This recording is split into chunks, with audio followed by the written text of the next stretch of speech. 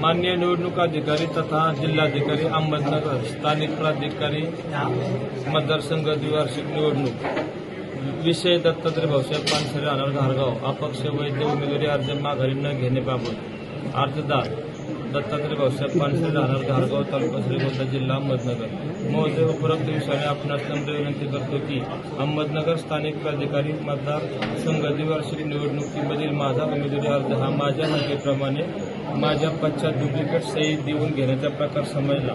सदरील प्रकारामध्ये लोकप्रतिनिधित्व अधिनियम 1951च्या कलम 37 अन्वये कोणताही उमेदवारी अर्ज माघारी घेण्याचा अधिकार स्वतः उमेदवार यांनाच आहे।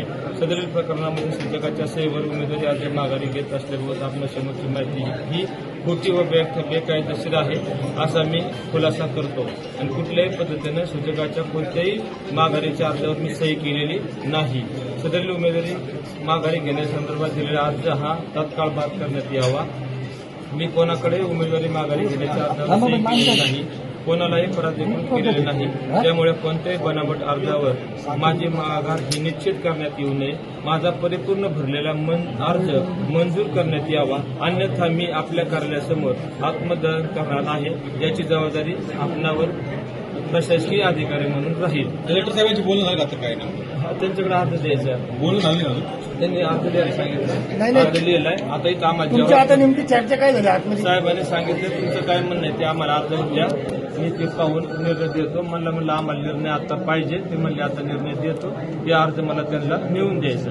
आता जर तुमची जी मागणी जी पूर्ण पुढची भूमिका काय राहणार? पुढची भूमिका इथं अर्ज मंजूर केल्याशिवाय मी कलेक्टर याच्यावर सन्नतीचे मी कलेक्टर ऑफिसमधून जाणार नाही।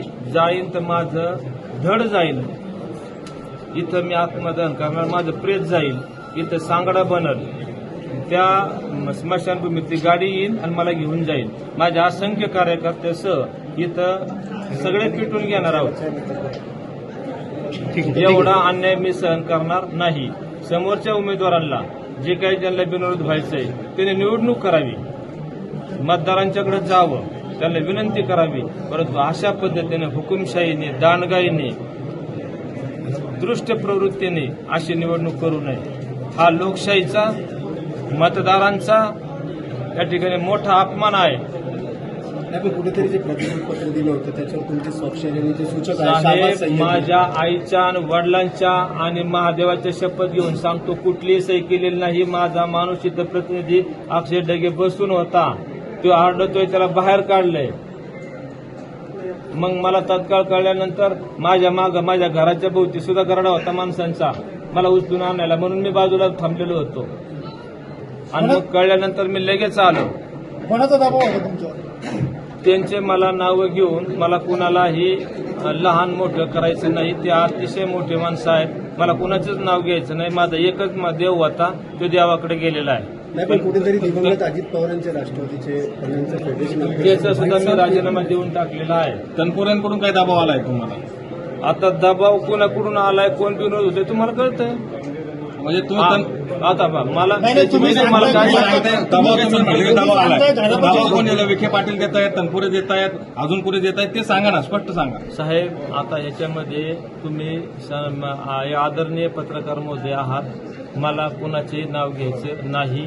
दबाव येतोय, दबाव आलेला आहे, दबाव येणार आहे, मला ते सहन करावं लागणार आहे। पण लोकशाहीसाठी मी मतदारांसाठी मी ते सहन करणार आहे। किती माझ्या अन्याय झाला तरी मी सहन करणार आहे। तुम्ही सांगताय तुमच्या घरापाशी गराडा घातला जातोय, नेमकं कोण घालतंय काय? आता कोणाचे पोर होते मी कसं सांगू?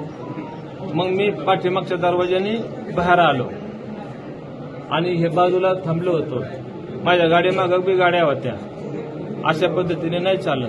जर तुमच्या जीविताला धोका होऊ शकतो आणि जर झाला तर ही संबंधित जे काही प्रक्रियेमध्ये असतील ते सर्व जबाबदार असतील। ठीक आहे, ओके। तुमची भूमिका काय? आता माझे अर्ज वैध करणं, मतदारांच्या पुढं मतदार नगरसेवक सन्मान यांच्या पुढे जाणे आणि आपण विकास कसा करायचा, काम कसं करायचं, ज्या पद्धतीने शासनानं प्रतिनिधित्व द्यायचं काम केलंय त्याला न्याय देण्यासाठी मी काम करणार आहे। ओके।